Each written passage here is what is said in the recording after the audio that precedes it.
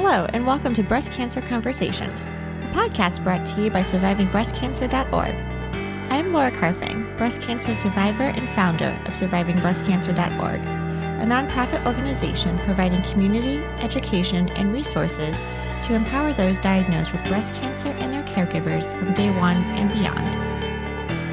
Hello, my friends, and welcome to another episode of Breast Cancer Conversations. Today, I am so excited to turn the spotlight on to our amazing Pilates instructor at survivingbreastcancer.org, Nina Prol. She has been teaching Pilates with us in our SBC community for a while, and I don't know why we haven't invited you on the podcast sooner, but I am so excited to dive into how Pilates has really helped our community and anyone going through a cancer diagnosis. If you're interested in checking out Nina's class, it is 100% free and virtual. So no matter where in the world you are, you can definitely take advantage of this amazing program. Hop on over to survivingbreastcancer.org/events and you'll be able to RSVP. Last but not least, if you're not already following us on social media, you can follow us at survivingbreastcancer.org, all one word, on Instagram. We're on TikTok at SBC_ORG. And if you're interested in following a day in the life of me, your host, Laura Carfing, you can follow me on Instagram as well at Laura_Carfing. Welcome to the conversation. I think a lot of times when we're going through treatment, whether it's chemotherapy, radiation, surgery, hormonal therapies, all the drugs that we're on, your body is just getting inundated with toxins, and we're managing fatigue, we're managing joint pain, we're managing, all sorts of random side effects, running to the bathroom, all the things. But how important it is to still honor our body and the movement that we can do. And it doesn't have to be, incredibly vigorous or strenuous, but really giving ourselves grace to move the way that we can while fighting off some of these awful side effects. So I'm excited to dive into these topics with you today. I know you through Pilates. Do you do other types of movement classes outside of Pilates, or is Pilates really your forte? Pilates is my forte. I teach actually at Watersound Country Club in Watersound, Florida.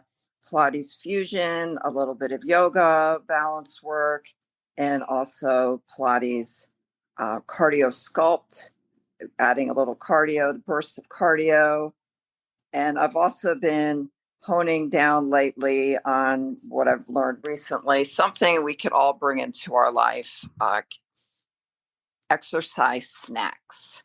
So when you grab your little yogurt or your apple or your protein in the afternoon, no matter what's going on in your life that day, perhaps you do an exercise snack, like a 2-minute plank or a downward dog or a chair wall stance. Like there's great balance exercises that I think we can all incorporate in our life a few times a day. It doesn't necessarily have to be an hour workout in a classroom format.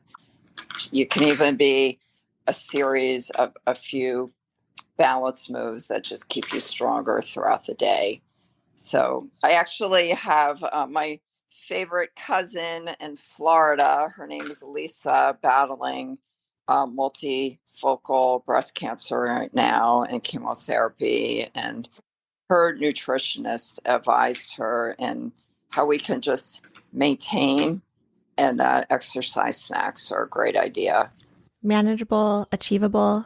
I love the concept. It reminds me in the morning when I'm brushing my teeth, yes, you're just over the sink in your bathroom brushing your teeth, but why not do a couple squats or tiptoe raises to help your calves? Love it. You can stand up and just bring one leg up and do a balance work. There was somebody that did that and blogged on it so that you could do some balance work is what I was getting at while you're brushing your teeth. Or while you can do some gentle back rolls while your coffee's brewing, or the classical football dance, working on your feet, getting your feet a little stronger. But yes, Pilates is my thing. I've been teaching now for 5 years. I'm classically trained, what Joseph Pilates taught, and I just love it. So describe Pilates for us. I've done a class maybe less than 5 times. I can count on my one hand, unfortunately, right? So I know a little bit about Pilates, but I don't know too much about it. So I would love to hear maybe even the definition for someone who's listening in and has never taken a class, does not know what it is. And I think sometimes too, I can conflate Pilates with is it strength training? Is it yoga? What is Pilates? So Pilates is working on your core and your back, and overall body toning. And it's a series of certain exercises that follow in a pattern. And one of my other Pilates friends was saying a little cute story like if Martians were looking at women or men working on doing mat work, maybe it's yoga, maybe it's Pilates. What is the difference? What am I doing here? So both are great, right? If we're getting stronger, increasing our mobility, decreasing depression, decreasing anxiety, decreasing body atrophy, insomnia, like all the amazing things that exercise can bring us into our life. It doesn't matter really what we're doing. But for example, yoga is thousands of years old in Indian origin, a lot of practicing breath work, holding a pose, a stretch move. Amazing. I love yoga so much. And I do incorporate a little bit of yoga in my classes because I do teach to all levels and I try to be really positive and encouraging. And Pilates, a little bit different. And I'm talking about yoga and Pilates mat classes. So, Pilates mat classes started off with Joseph Pilates, and he was a gymnast and he kind of combined different series of core work and strengthening work on our spine. He had this thing called cracking the walnut, engaging our scapula, opening our chest. And he was a big believer that we were as young as our spine. So I hope that gives a little bit of information. And then I always like to share sometimes about Pilates. My Pilates secret is that it can make you stronger for all the things we love to do in our life. Because when we're working on our core, we're stronger to maybe lift our favorite chubby toddler or to move that couch around in the room. Or if you're a shopaholic, carry those big bags, maybe whack the ball at the tennis net or a running stride. I just feel like it really strengthens our body for everything we love to do in life. And then on a personal note, I guess I'm measuring almost a half inch taller than 5 years ago. Length spine, but maybe I just know how to stand up nice and tall now. Instead of hunching down or, not really engaged in life, I'm standing up nice and tall, rolling my shoulder blades back, pulling in my belly a little tight, sinking those legs into the ground. So, just a few little benefits. And then I'd also like to add about stress management and core work. Core work, yoga, Pilates, even swimming. I think we've all been a little familiar with that fight flight response when you're in an emergency and you feel that rush of cortisol and adrenaline, and perhaps you might get a headache or you get a bellyache, or maybe you physically get GI sick with diarrhea or constipation from that intense cortisol increase. But when you do core work, it releases that cortisol and increases that beautiful serotonin. And I recently learned about that maybe a year ago, and I was like, wow, that makes so much sense. Because whenever I do Pilates, even if I'm having a great day, I just feel so chill. Like it's just been a really great experience for me. And I've been so happy to be able to bring it to surviving breast cancer patients. Oh, that's amazing. Thank you for sharing that. And even just hearing you describe how you're standing taller, it makes me think of like the mindfulness practice. Like you're just more aware of your stature, the the connection with the ground and your feet, how your shoulders are, especially me, I'm like always hunched over my computer and typing. So like as you were talking, I'm even sitting up a little taller in my chair. Maybe our listeners are sitting up a little taller, rolling their shoulders back. These little micro movements, right, over time will start to become practice for us. There's many benefits of small changes in your life. And maybe you're thinking about exercise snacks. When I'm in the grocery store line, just, living life, or I'm watching TV, I do try to always roll my shoulder blades back because I'd like to age strong and be able to travel and hike and do our fun long walks and just engage in, positive lifestyle. As someone who's been diagnosed with breast cancer, I was estrogen hormonal positive. And so I was given about 5 to 10 years of aromatase inhibitors that depleted my body of estrogen. We wanted to basically like diminish the estrogen in my body to stop the cancer from responding. And so, on one hand, I'm like, oh, this is great. Like we're fighting the cancer. On the other hand, I'm thinking, estrogen is actually like a really important hormone in our bodies. And when we deplete ourselves of that, there's all these other side effects that can kind of come from that. So, for those of us who are kind of on this path, we have to be concerned about bone health, bone strength, and we're getting DEXA scans to see if we are becoming osteopenic or developing osteoporosis later in our lives. And so I'm wondering if you can tell me if there's a correlation or benefit of incorporating Pilates into some of this overall health as we're trying to stay strong as we're aging, given all of these other drugs that we're on. Well, Pilates is working on the whole body strength, not just the core. And if you're doing mat Pilates, you're working against your own body weight and it's low impact. It's very gentle, but it can also be very challenging. I tend to teach for surviving breast cancer program more of a gentle program because it is virtual, and I've been an oncology nurse since I was like 24. So many, many years. And I'm very well educated.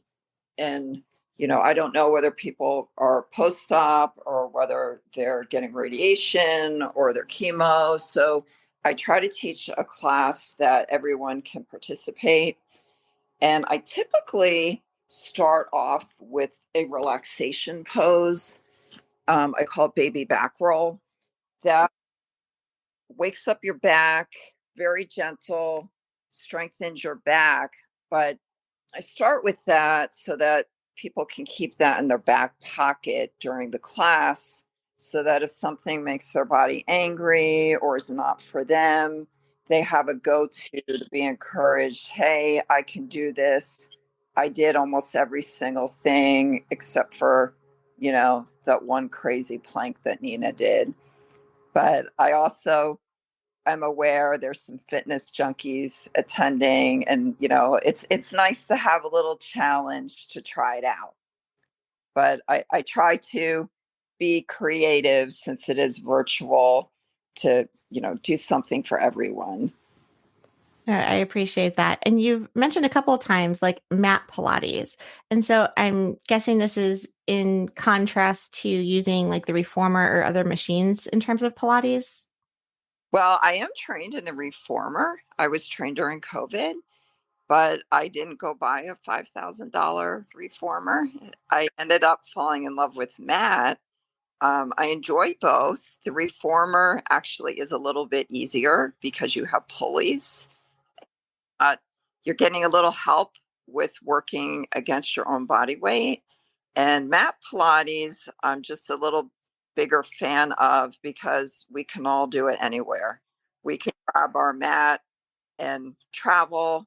You can go pop outside with it, barefoot, super easy, super convenient. Sometimes I do some stretching with towels versus weights because, hey, maybe maybe we're minimalists and we don't want to fill our closet with a bunch of gym equipment. Maybe just grab a towel.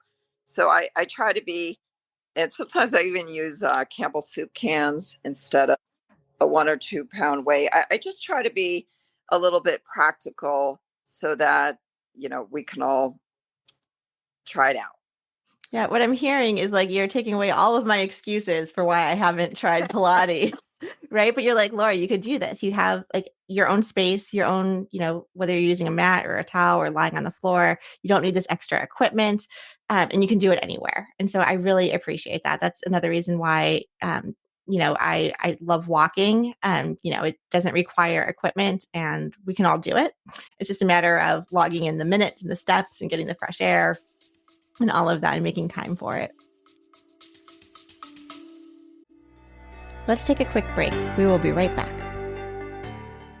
Are you ready to unlock your full potential? I want to introduce you to the Fit, Healthy, and Happy podcast, a powerful resource to transform your life today. With expert interviews, practical tips, and inspiring stories, this podcast is your roadmap to lasting wellness. Here's what a listener has to say. I used to struggle with my health, but this podcast changed everything. It's like having a personal trainer, nutritionist, and life coach totally for free. With over 2,000 five-star reviews, we're a podcast you can trust. The Fit, Healthy, and Happy podcast, available now wherever you get your podcasts. Yes. And Laura, while we're having our personal sharing time, maybe you can try my class this Friday, 10 a.m. Central Time, to get a little more personal information. And to others that are watching this right now, when you do try my class, maybe you fall in love with 3 exercises and you start with that. And then you have your little exercise snack, getting stronger, working on all the positive things that exercise can bring to our lives, regardless whether we're under treatment or not. Oh my gosh, holding me accountable. So for all my listeners there, I hope to see you on Friday as well. We'll put a link to where you can RSVP to Nina's classes. And you've been such a great collaborator because we have been recording some of your Pilates classes and now have them on demand. We're promoting some of these health workout snacks that you've created for us. So I'm just so fortunate that you've partnered with survivingbreastcancer.org and our community to really help us kind of move past just our diagnosis and give us something else healthy to focus on. I would love to ask you, Nina, because you were mentioning you were also an oncology nurse. Are you still practicing nursing or are you doing Pilates full time? I have been a little bit busy this year. We moved to Florida and we were there maybe 7 months, and I've been teaching Pilates full time. We just moved back to Atlanta. So I'm trying to figure out my schedule. I might be going back into radiation oncology, or there's a lot more opportunities in Atlanta because we were living in a little resort area. So I'll have to get back to I'll have to you get back. how Okay. my life unfolds. But No. Well, I just appreciate that you have the experience working with oncology patients, right? And so you bring that to your Pilates class. You know what we've been going through.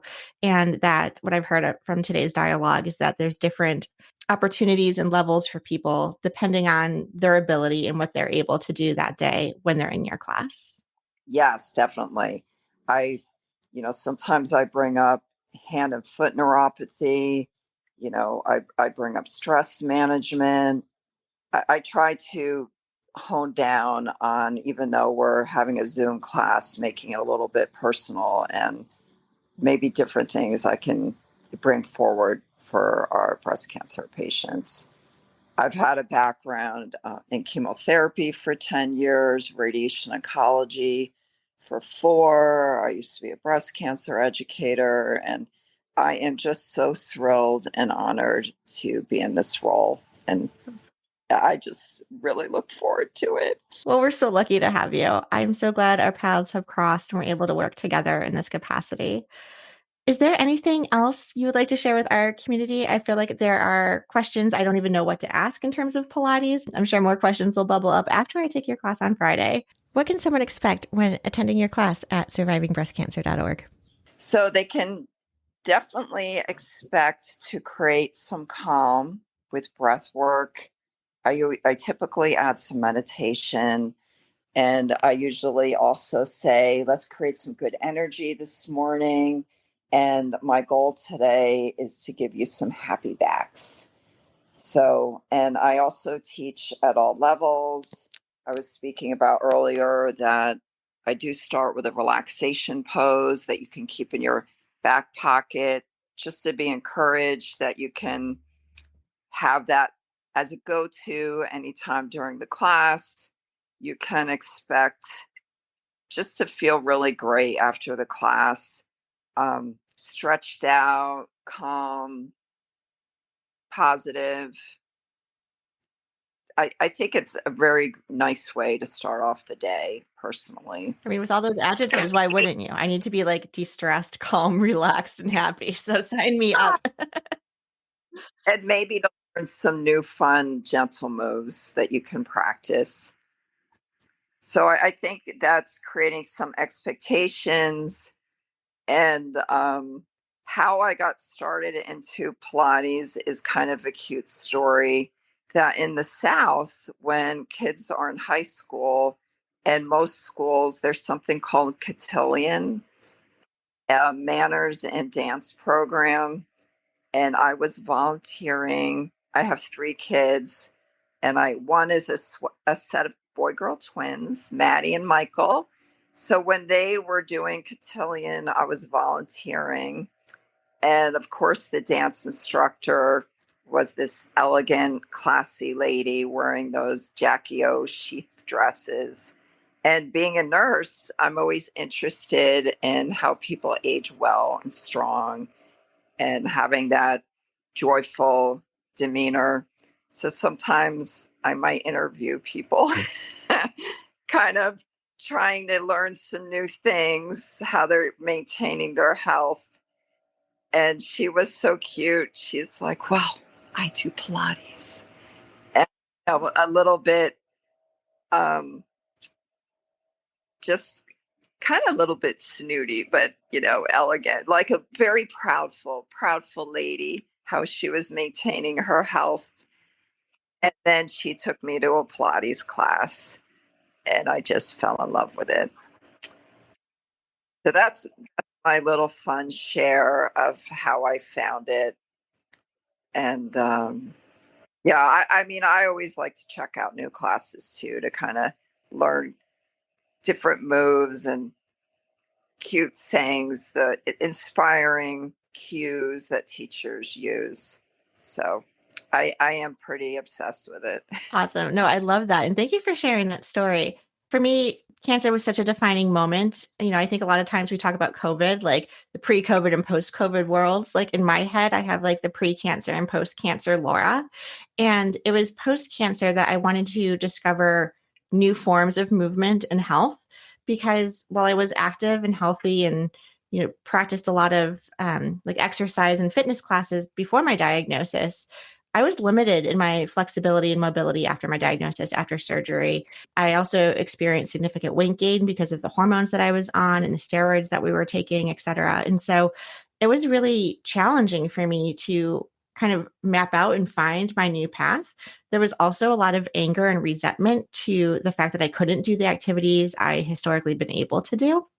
And so I share this also with being able to like try and experiment new things, right? So, if I, can't run those marathons, or if I can't, be as flexible or strong in some of the yoga classes and do some of these more vigorous activities, I can allow myself these gentle opportunities to find movement and ways of healing and feeling joy and being proud of my body, of what it can do. And it sounds like, Nina, you really create that environment in your Pilates classes. Well, Nina, thank you so much for sharing your personal journey of how you discovered and found Pilates, how you've made it your passion, your obsession, to use your words, and how you bring your talent and skills to our survivingbreastcancer.org community and those diagnosed with cancer. So thanks for being here today.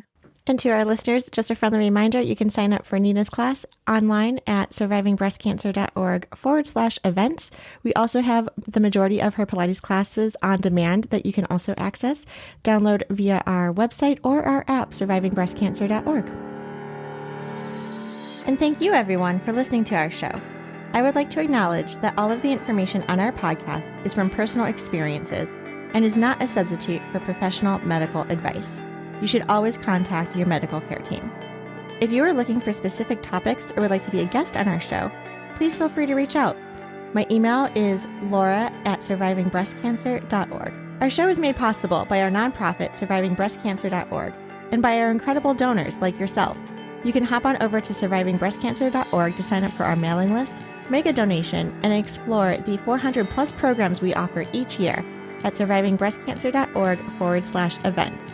Until next time, keep on thriving.